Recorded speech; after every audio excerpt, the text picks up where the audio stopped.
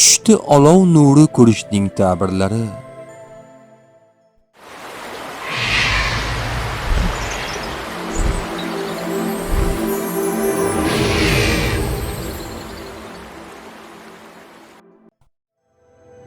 Ibn Sirinning aytishicha, agar biror kishi tushida olov nurini ko'rsa va bu nurda yo'l yurish mumkin bo'lsa, zohidlik topishiga ishora bo'ladi. Agar olov nurini tik turganligini ko'rsa, uning davlatga yetish sababi shu joyda bo'ladi. Agar cho'g'larning nur sochib turganligini ko'rsa, bu diyordan sultonning ketishiga dalil bo'ladi. O'z uyida cho'g' ko'rsa va bu cho'g'dan xona yorug' bo'lsa, ishlari rivoj topishiga va davlati ziyoda bo'lishiga ishora bo'ladi.